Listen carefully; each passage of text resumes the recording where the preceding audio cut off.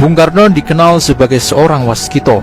Bahkan orang-orang Bali percaya kalau dia adalah reinkarnasi dari Sang Wisnu, dewa hujan dalam agama Hindu. Pernah suatu ketika Bung Karno berkunjung ke Bali, maka terjadilah suatu keanehan yang sangat mengejutkan. Waktu itu Bali tengah dilanda kemarau yang sangat parah. Namun ketika Bung Karno tiba, langsung turun hujan dengan derasnya.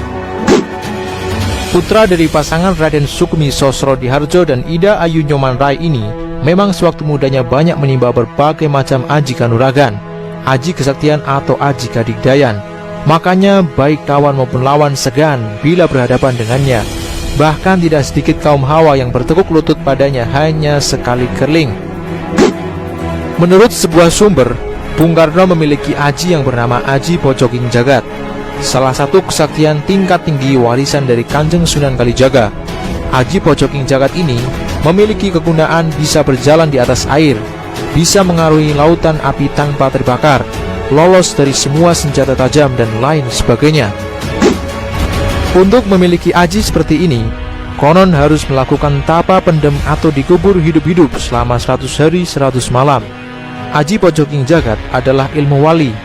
Makanya Bung Karno setelah mendapatkan ajian ini menjadi manusia setengah wali. Konon Aji Pojoking Jagat ini pernah diburu oleh Pak Harto atau Soeharto ketika dia masih berkuasa. Menurut kesaksian penduduk asli Cikini, pernah melihat Bung Karno berjalan di antara rinai hujan tanpa basah sedikit pun. Kemudian pernah pula melihat Bung Karno bepergian bersama ajudannya dengan mobil kap terbuka dan ditembaki oleh seseorang tak dikenal. Pelurunya hanya mampu menembus badan mobil. Diyakini ini akibat dari Aji Pojoking Jagat. Kesaktian Bung Karno sebenarnya adalah kesaktian Tiban. Tiban adalah suatu istilah Jawa yang berarti kesaktian yang dimiliki tanpa proses belajar. Waktu lahir, Soekarno bernama Kusno. Ia sering sakit keras, kemudian diganti namanya menjadi Soekarno.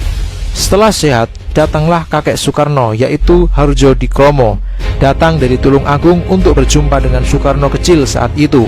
Sang kakek melihat ada sesuatu yang lain di anak ini. Kakek Soekarno sendiri adalah seorang yang sakti. Ia bisa menjilati bara api pada sebuah besi yang menyala. Rupanya di lidah Soekarno ada kemampuan lebih, yaitu mengobati orang. Dan ketika dicoba pun sakit orang tersebut sembuh. Kakek Soekarno tahu bahwa kesaktian ini harus diubah agar cucunya jangan hanya menjadi dukun, tapi harus menjadi seseorang yang amat berguna bagi bangsanya. Hardjodikromo adalah seorang pelarian dari Jawa Tengah yang menolak sistem tanam paksa kultur Stelsel van den Bosch. Ia ke Tulung Agung dan memulai usaha sebagai saudagar batik. Leluhur Bung Karno dari pihak bapaknya adalah perwira perang Diponegoro untuk wilayah Solo.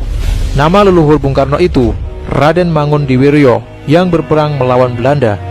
Mangundiwiryo ini adalah orang kepercayaan Raden Mas Prawiro Digdoyo, salah seorang panglima Diponegoro yang membangun benteng-benteng perlawanan antara Boyolali sampai Merbabu. Setelah selesainya perang di Diponegoro, Raden Mangundiwiryo diburu oleh intel Belanda dan ia menyamar jadi rakyat biasa di sekitar Purwodadi. Mangundiwiryo memiliki kesaktian, yaitu ucapannya bisa jadi kenyataan. Istilahnya Idu Geni. Rupanya ini menurun pada Bung Karno. Melihat kemampuan Idu Geni Bung Karno itu, kakeknya Hardjodikromo berpuasa siang malam agar cucunya bisa memiliki kekuatan batin. Pada suatu saat, Hardjodikromo bermimpi rumahnya kedatangan seorang yang amat misterius, berpakaian bangsawan, keraton Mataram, dan mengatakan dengan amat pelan bahwa cucumu adalah seorang raja bukan saja di tanah Jawa, tapi di seluruh Nusantara. Kelak Hardjodikromo mengira bahwa itu adalah perwujudan dari Ki Juru Martani, seorang bangsawan Mataram paling cerdas. Sejak mimpi itu, kemampuan Bung Karno menjilat dan menyembuhkan langsung hilang, berganti dengan kemampuan berbicara yang luar biasa hebat.